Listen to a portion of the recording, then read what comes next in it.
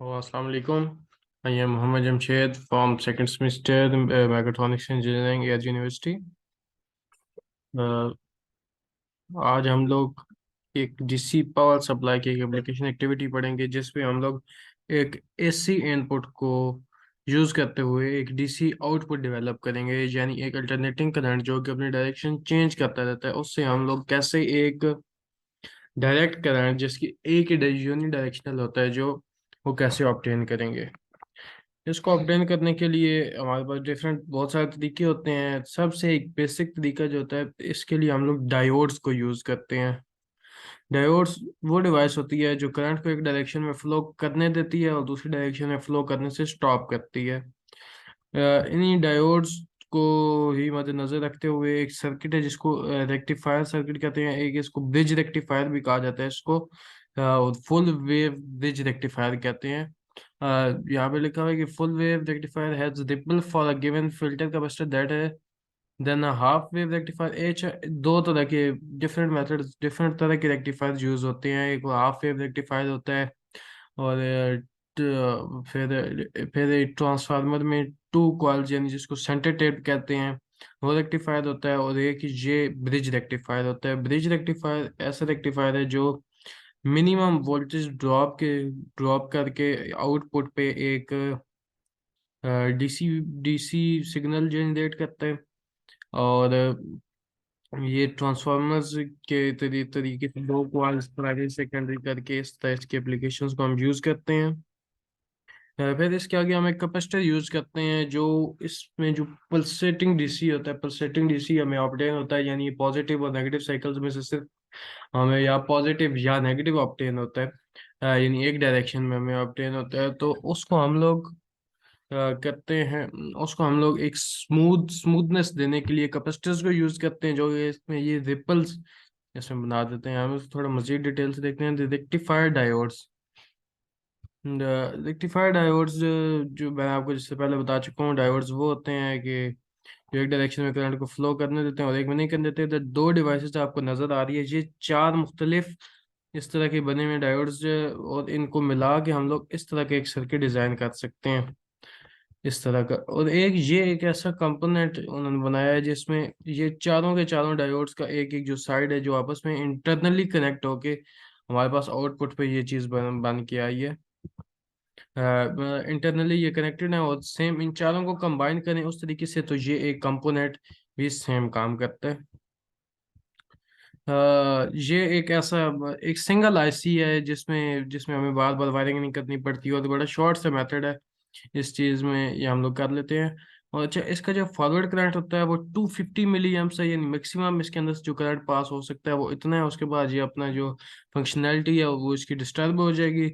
और जो peak inverse voltage है वो 16.7 वोल्ट से हमेशा ज़्यादा होनी चाहिए, यानी फिर आगे ये इस डिवाइस की ये एक डाटा शीट गिवन है। इस डाटा शीट में ये हमें बता रहा है कि इसका वो मैक्सिमम रिपीटेटिव वोल्टेज कितना है, maximum RMS bridge input voltage, और रेक्टिफाइड फॉरवर्ड करंट कितना है। फिर उसके बाद इसकी ये पावर कितनी डिसिपेट करता है, थर्मल रेजिस्टेंस का फैक्टर इसमें दिया हुआ है, और forward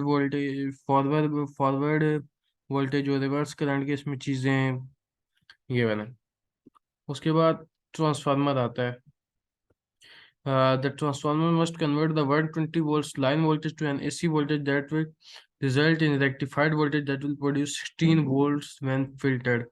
A typical power transformer for mounting on a printed circuit board, PCB, and a portion of a datasheet for the series are shown in figure. This notice that transformer power is measured in volt amps, not watts. ये transformer है जिससे मैंने ऊपर बताया कि दो coils हम use करते हैं तो वो ट्रांसफार्मर की शेप देता है, यानी एक प्राइमरी साइड होती है जिसपे हम इनपुट देते हैं और सेकेंडरी पे वो इनपुट इंड्यूस होता है और देन उसको हम लोग आगे रेक्टिफाई करते हैं। फिर फिल्टर कैपेसिटर मैंने जिक्र किया था कि हम कैपेसिटर यूज करते हैं एज ए फिल्टर जो पल्सेटिंग डीसी एसी को कन्वर्ट करता है एक स्मूथ डीसी में। स्मूथ डीसी में 100% नहीं करता, लेकिन वो कुछ हद तक उसको काफी इस तरह के रिपल्स बना देता है आपको यहाँ पे नजर आ रहे होंगे, यानी यूनिट डायरेक्शन, यानी जैसे ही उसका नेगेटिव हाफ शुरू होता है तो कैपेसिटर अपने डिस्चार्जिंग शुरू कर देता है, और उस डिस्चार्जिंग से उसका जो एक स्लोप होती है वो मेंटेन रहती है, और देन अगेन उसका पॉजिटिव साइकिल आ जाए, यानी जो भी अल्टरनेटिंग साइकिल है वो आ जाता है, और कैपेसिटर दोबारा चार्ज हो जाता है। वो दोबारा चार्ज होने के बाद फिर अगेन ये साइकिल रिपीट होता जाता है, और इस तरह के रिपल्स हमें ऑब्टेन होते हैं। इसको अगर मजीद हम फिल्टर करें और तो थोड़ा बड़े लेवल पे हम इसको काम करें, तो ये जो लास्ट इमेज आपको नजर आ रही है ये हमें यहाँ पे ऑब्टेन होती है, यानी इस तरह की इनपुट एसी इनपुट से हमारे पास कैसे एक डीसी, एक सिंगल लाइन में यूनि डायरेक्शनल डीसी हमने ऑब्टेन किया।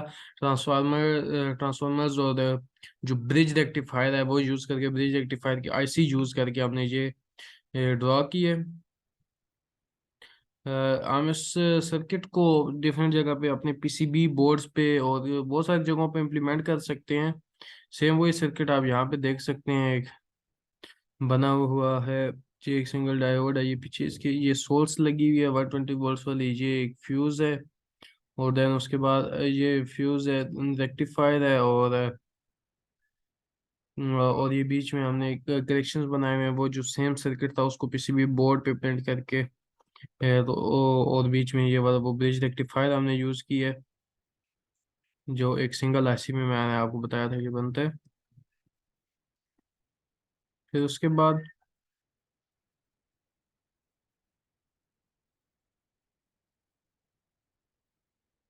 हम इसको अगर समराइज करें कि हमने कैसे इसको किया, तो इसके चार तरीके मैंने आपको जैसे शुरू में बताए थे। यानी जो अगर हम सिंपल एक कोई भी डायोड लें और उसके साथ एक कोई भी वोल्टेज कनेक्ट कर दें, तो वो एक डायरेक्शन में फॉरवर्ड बायस्ड है, और रिवर्स बायस्ड मैंने आपको बताया फॉरवर्ड बायस्ड में करंट को फ्लो होने देता है, रिवर्स बायस्ड में रोक देता है। और फिर देन उसके बाद एक हमने पढ़ा हाफ वेव रेक्टिफायर, जो आधी वेव को यानी अगर उसको एसी इनपुट दिया जाए तो वो फॉरवर्ड साइकिल, एक जो पॉजिटिव साइकिल है उसमें करंट को फ्लो होने देगा और आउटपुट पे देगा, नेगेटिव साइकिल को रोक देगा। इस तरह उसके बीच में ये गैप यानी नेगेटिव वाला साइकिल जो है वो जीरो पे आएगा, और देन अगेन उसके जब पॉजिटिव साइकिल आएगा तो वो उसको आउटपुट पे शो करेगा। देन हमने एक पढ़ा centre taped full wave rectifier, इसमें वोल्टेज डिवाइड हो जाता है, ऊपर ऊपर के एक ऊपर वाले डायोड के लिए अलग हो जाता है, नीचे वाले डायोड के लिए अलग। और देन एक टाइम पे एक जो वोल्टेज होता है वो एक डायोड फॉरवर्ड बायस्ड बिहेव कर रहा होता है और दूसरा रिवर्स कर रहा होता है। यानी एक पॉजिटिव साइकिल अगर आया तो उसके लिए ऊपर वाला फॉरवर्ड बायस्ड होगा, नीचे वाला नेगेटिव रिवर्स बायस्ड होगा, एंड वाइस वर्सा। इसके लिए जो हाफ वेव रेक्टिफायर है इसके जो आउटपुट होता है, क्योंकि एक डायोड एट टाइम एक टाइम पे ऑन होता है आउटपुट के लिए और दूसरे पे ऑफ हो जाता है, तो 0.7 वोल्ट्स का ड्रॉप उस पे आता है जब वो फॉरवर्ड बायस्ड होता है, और फॉर रिवर्स बायस्ड में मुझे मैंने आपको बताया कि वो ओपन सर्किट बिहेव करते हैं। इसका एवरेज वोल्टेज हम फाइंड कर सकते हैं जो आउटपुट वोल्टेज आया उसको डिवाइड बाय पाई करके, यानी एरिया अंडर द सरफेस वाला फार्मूला अगर हम कैलकुलस के हिसाब से देखें तो। और जो इसका पीक इनवर्स वोल्टेज है वो सेम होगा जो वीपी सेकेंडरी कॉइल पे होगा। जब centre tap full wave rectifier होता है तो उसमें वो वोल्टेज जो सेकेंडरी कॉइल पे पेज होता है डिवाइड बाई टू माइनस 0.7, क्योंकि सिमिलरली इसमें भी एट अ टाइम एक डायोड ऑन होता है और दूसरा ऑफ होता है, जो ऑन होता है वो 0.7 का ड्रॉप देगा। और इसी तरह इसके जो वोल्टेज एवरेज का फार्मूला है वो 2 टाइम्स वीपी और डिवाइड बाई पाई है, और diode peak inverse voltage P I V इसकी 2 वीपी प्लस 0.7 है। फिर full wave rectifier peak value of output जो है ये, क्योंकि एट टाइम्स इसमें दो डायोड्स ऑन होते हैं, यानी एक साइकिल में पॉजिटिव साइकिल में दो डायोड्स ऑन होंगे और दो ही नेगेटिव साइकिल में ऑन होंगे, तो ये टोटल जो ड्रॉप देगा आउटपुट पे वो होगा 1.4 volt, 0.7 plus 0.7 1.4। Average voltage of जो आउटपुट होगी वो होगी जो VP output divide by pi होगा, और peak inverse voltage VP out plus 0.7 होगा। ये आज हमने डिफरेंट मेथड्स पढ़े हैं कि कैसे किसी भी हम एसी सिग्नल को अपने डीसी सिग्नल में कन्वर्ट कर सकते हैं डिफरेंट कॉन्फ़िगरेशंस को यूज़ करते हुए, जो कि और फिर इन्हीं कॉन्फ़िगरेशंस में हम एक चीज़ का एडिशन कैपेसिटर करके इस पल्सेटिंग डीसी को हम लोग रिपल्स की फॉर्म में करके एक स्मूथ डीसी ऑब्टेन कर सकते हैं।